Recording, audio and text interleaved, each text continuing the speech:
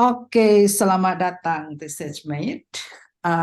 Jadi di ResearchMate ini kita akan mengagendakan uh, 30 minutes talk.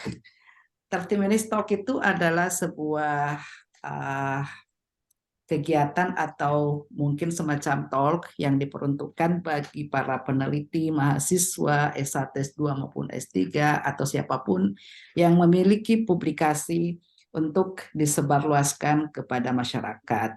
Karena pada uh, ya uh, karena pada akhirnya sebuah riset itu seharusnya diketahui oleh masyarakat umum, bukan hanya terbatas pada akademisi atau orang-orang yang bergelut di dunia penelitian.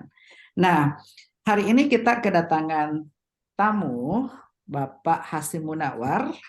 Pak Hasyim Munawar adalah seorang peneliti di BRIN dan saat ini sedang menempuh pendidikan S3 di Curtin University dengan fokus pada chemistry ya, kalau tidak salah. Oke, jadi kita akan mengulik apa sih penelitian dari Pak Hasyim dan seperti apa singkatnya untuk diketahui oleh masyarakat umum. Nah, hari ini kita akan membahas tentang antibodi sintesis untuk deteksi mikotoksin. Ya, mungkin akan saya tanyakan 4 atau 5 pertanyaan sekitar riset ini. Oke, baiklah. Yang pertama, mungkin bisa perkenalan singkat dulu, Pak Hasyim, Ya, silahkan. baik. Selamat pagi, siang, sore, malam untuk seluruh pendengar ResearchMate. Sebelumnya terima kasih untuk Pak Alam yang sudah mengundang saya di acara First Talk ResearchMate. Mudah-mudahan acara ini terus eh, berjalan dan membawa kebermanfaatan. Ya, sedikit melengkapi apa yang tadi disampaikan oleh Pak Alam. Selain nama, saat ini saya sedang melanjutkan studi S3 di Curtin University, ambil spesialisasinya electrochemical sensor yang disupervisi oleh Profesor Damian Arigan. Ya, ini sebenarnya bagian dari kimia analitik. Ya, jadi kalau di BRIN itu Pak Alam ada namanya Pusat Riset Kimia Maju. Nah, di bawahnya itu banyak sekali unitnya atau kita sebut kelompok penelitian. Dan saya masuk ke kelompok penelitian kimia analitik. Ya, saya sapa dulu teman-teman di kimia analitik. Ya, baik, itu saja mungkin sedikit perkenalannya. Oke, baiklah. Jadi kimia analitik. Saya sebagai orang sosial sebenarnya nggak terlalu paham soal itu ya, tapi semoga bisa dijelaskan dengan cukup simpel sehingga saya sebagai social scientist, for example, bisa lebih paham juga hal-hal di luar dari field saya. Oke, baiklah. Nah, terkait dengan antibody sintetis untuk deteksi mikotoksin ini kan sudah dipublikasi. Jadi mungkin bisa diceritakan sedikit apa yang melatar belakangi sehingga menulis tentang ini. Oke. Ya, jadi sebenarnya penelitian antibodi sintetik itu sudah saya lakukan saat saya sekolah S2 di University of Leicester di Inggris. Latar belakangnya itu karena saat itu saya di tempat kerja, sebelum di BRIN, saya bekerja di Balai Besar Penelitian Veteriner. Saat ini menjadi BSIP Veteriner. Saya salam dulu ke Bapak Ibu di BSIP Veteriner. Jadi saat itu banyak para peneliti menggunakan antibodi sebagai molekul, langsung bukan molekul ya, atau benda yang bisa mengenali target. Nah, kebanyakan para peneliti menggunakan eh, bahan pengenal ini dari bahan alami, contoh antibodi atau DNA, lalu protein atau peptide. Nah, dari sana karena saya mengikuti senior saya waktu itu, ada Ibu Sri dan Ibu Ramsah, semoga sehat dua-duanya.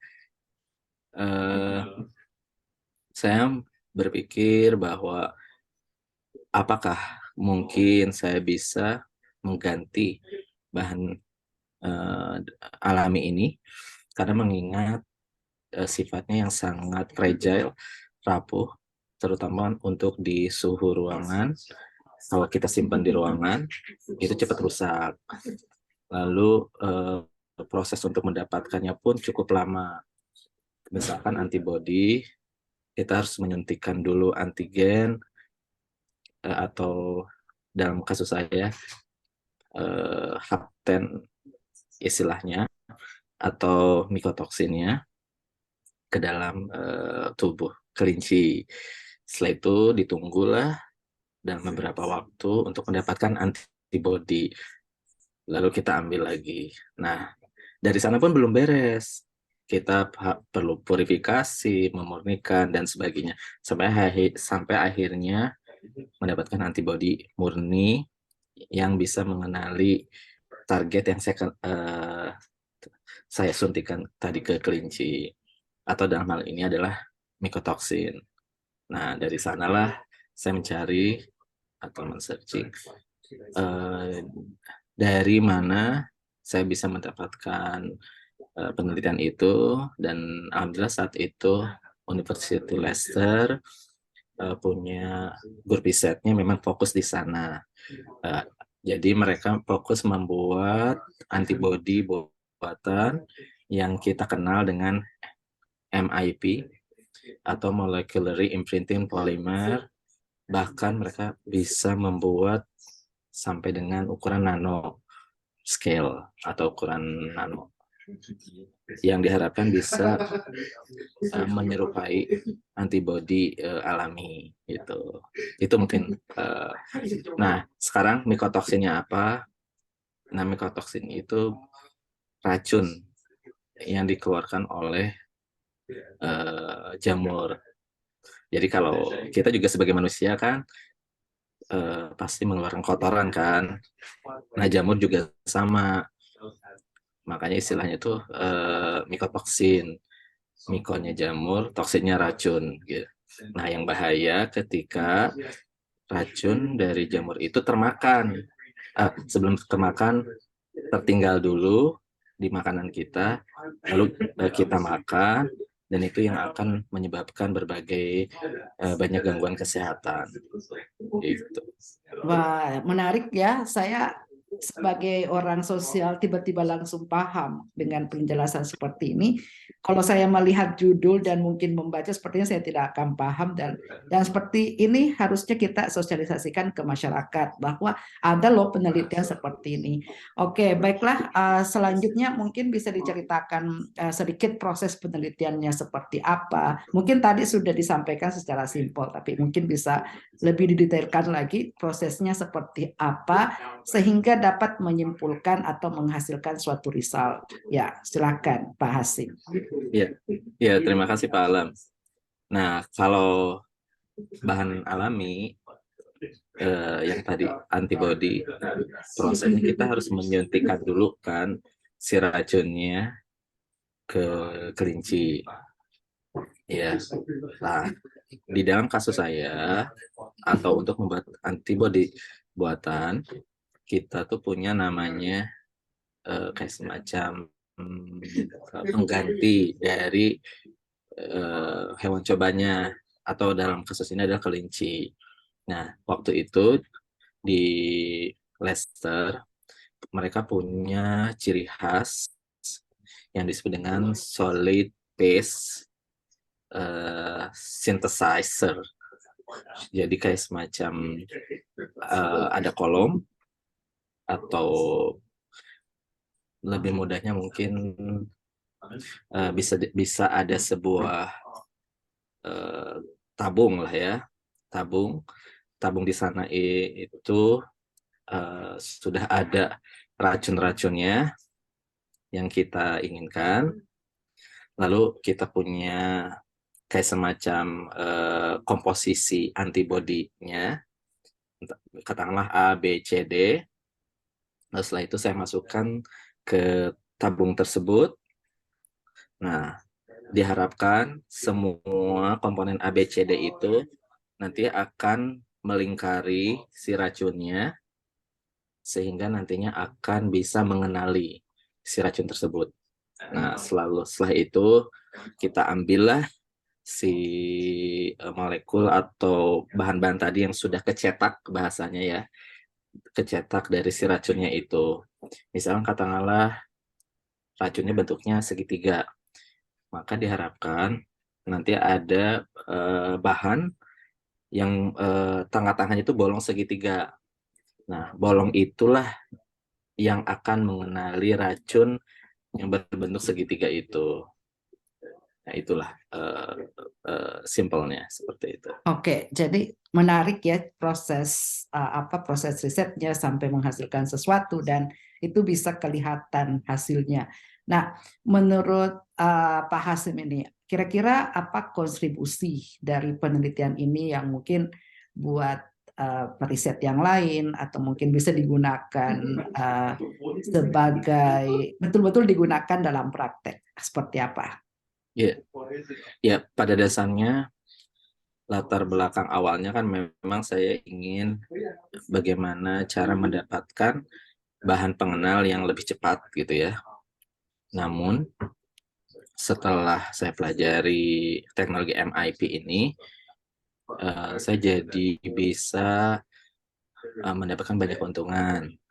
Salah satunya akan mengurangi penggunaan hewan uji. Yang kedua, saya akan bisa mendapatkan bahan pengenal yang jauh lebih banyak dan lebih tahan terhadap suhu, kelembaban, lalu tingkat keasaman atau tingkat pH gitu ya. Jadi setelah kita mendapatkan bahan pengenal buatan ini, kita bisa mendapatkan bahan alternatif yang lebih banyak untuk mengenali racun tertentu, sehingga nantinya akan bisa digunakan untuk bisa menjadi alat mendeteksi pengembangannya ya. Lalu bisa juga obat atau kita nyebutnya terapeutik gitu. Oke, jadi sangat bisa sebenarnya berfungsi ya secara praktek dan di lingkungan khususnya mungkin di Indonesia karena Betul. kita semuanya base-nya di Indonesia. Oke, Ya. Jadi harapan ke depannya dari penelitian ini seperti apa? Apa yang diinginkan sebetulnya? Mungkin kayak harus ada dukungan atau bagaimana sehingga apa yang hasil penelitiannya ini betul-betul bermanfaat. Ya, jadi selepas saya pulang dari sekolah, saya sangat berharap bisa banyak berkolaborasi dengan peneliti-peneliti yang memang sama-sama punya semangat untuk mengembangkan alternatif-alternatif bahan pengenal yang baru, terutama yang bahannya tidak mengulangi bahan alami. Itu yang pertama. Yang kedua, setelah kita punya bahan pengenal ini, tentunya pengembangan ke depannya kita bisa membuat teknologi-teknologi uji baru gitu. Lalu juga pengembangan obat yang baru, meskipun memang secara penelitian komposisinya jauh lebih banyak aplikasinya untuk pengembangan deteksi dibandingkan obat gitu. Itu Pak Alang. Oke, jadi memang sangat diharapkan dan menurut saya ini sangat bermanfaat dan saya semakin paham sebenarnya ya banyak hal-hal yang bisa dilakukan, termasuk tadi bahwa misalnya memperbanyak resource untuk digunakan ya dengan lebih efisien dan lebih murah dan lebih mudah mungkin. Ya, nah terkait penelitian ini, apakah masih ada lanjutannya atau cukup stop dulu atau seperti apa ke depannya? Iya, menarik untuk dikaji lebih lanjut sebenarnya. Tapi pada saat itu, jadi kan memang waktu saat pulang, ada 2 teknologi yang saya bawa. Pertama, antibodi buatan. Yang kedua, teknologi sensor itu sendiri. Terutama berbasis chemical atau biological recognition. Nah, saat ini ternyata yang lebih populer untuk di grup kolaborasi saya itu adalah teknologi sensornya. Gitu. Jadi memang pengembangan antibodi sintesis yang saya buat itu masih dalam artian saya masih mengerjakannya di universitas yang terdahulu di Leicester dan belum melanjutkan di Indonesia. Tapi untuk teknologinya sudah beberapa dikolaborasikan maksudnya. Yang pertama dengan beberapa teman untuk mendeteksi penyakit hewan, ada trypanosoma, lalu juga deteksi penyakit Candida, itu yang bisa mendeteksi Candida albicans, lalu juga untuk mendeteksi cyanida gitu. Dan semuanya ini masih dalam proses penulisan yang mudah-mudahan bisa dipublikasi lebih lanjut. Oke, ya menarik ya. Nah, terkait dengan rekomendasi, ada tidak rekomendasi yang akan diberikan? Misalnya, saya merekomendasikan kepada peneliti kimia atau siapapun untuk meneliti ini atau bagaimana? Karena ternyata banyak hal yang belum ditemukan misalnya atau belum ditemukan finding atau misalnya. Ya, mungkin bisa memberikan rekomendasi kepada peneliti-peneliti lain, khususnya mungkin di bidang yang sama. Iya, jadi sebenarnya ada yang menarik dari antibodi sintetik ini, karena pada aplikasinya yang tadi saya jelaskan sebelumnya, itu masih concern ke pengembangan teknologi deteksi. Kemungkinan bahan ini bisa juga menjadi semacam kayak alternatif obat yang bisa mengenali penyakitnya, tapi dalam tubuh, atau mungkin lebih istilahnya disebut in vivo study gitu ya. Jadi nanti bisa dimasuk si penelitian itu nantinya bahan antibodi sintetis ini akan diuji bagaimana mendeteksi penyakit di dalam tubuh gitu ya. Lalu bagaimana efektivitasnya.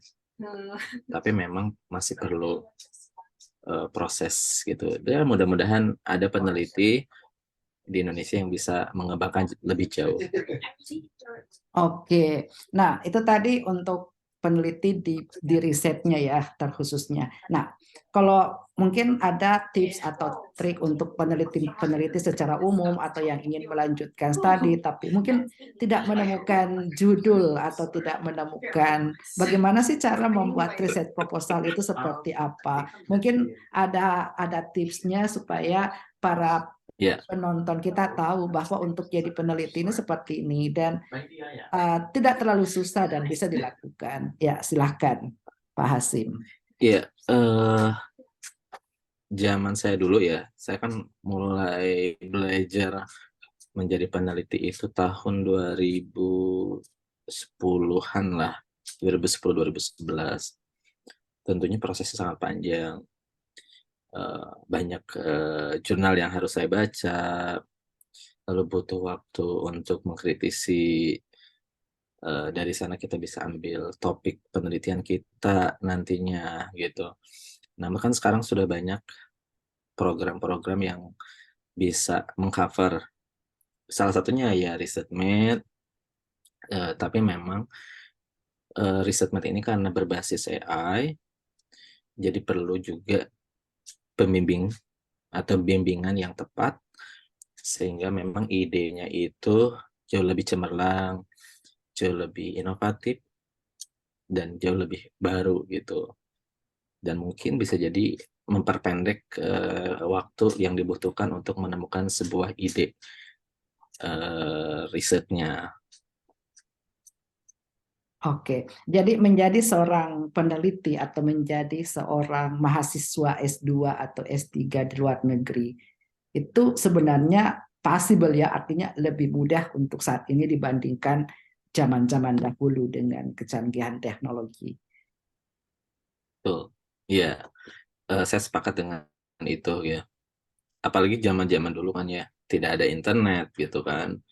Gitu. Apalagi sekarang sudah jauh lebih banyaklah fasilitasnya gitu. Oke, ya kita sudah hampir 30 menit, 30 menit talk dan tidak terasa waktunya. Dan menurut saya dengan hanya 30 menit talks ini bisa memberikan enlightenment ya, memberikan pencerahan kepada orang-orang di luar sana bahwa penelitian itu Mudah-mudahan. bukan hanya terbatas di jurnal dan seharusnya bukan hanya diketahui oleh para akademisi atau peneliti, tapi harapan kita di ResearchMate khususnya menginginkan bahwa penelitian itu harusnya menjadi milik publik, menjadi milik umum. Dan kami berharap pada pertemuan selanjutnya kita mungkin bisa mendapat mewawancarai beberapa orang lagi dari peneliti berbeda, baik dari social science, natural science, ataupun computer science misalnya. Karena perubahan di dunia ini kebanyakan itu berasal dari riset sepertinya. Ya, misalnya ResearchMate juga kenapa ada itu karena berdasarkan riset bahwa kita menemukan masalah dan masalah itu yang harus diselesaikan. Dan kalau teman-teman atau mungkin Pak Hasim memiliki rekomendasi peneliti yang bisa diwawancara yang ingin berbagi tentang risetnya, silahkan hubungi ResearchMate. Silahkan hubungi kami. Baik, Nanti di YouTube ini kita akan masukkan nomor juga atau mungkin email yang bisa dihubungi jika ada rekomendasi atau ingin merekomendasikan dirinya untuk menjadi bagian untuk diwawancarai. Oke, mungkin ya. closing statement dari Mas Hasim sebelum kita tutup.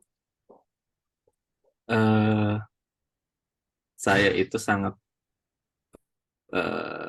berkesan dengan satu kalimat yang diajarkan oleh para senior terdahulu ya, waktu pelatihan di peneliti, itu di LIPI.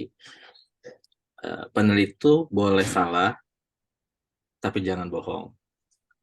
Jadi itu mungkin closing statement dari saya. Jadi tidak perlu takut untuk melakukan penelitian, meskipun memang hasilnya juga kurang sesuai yang diharapkan gitu.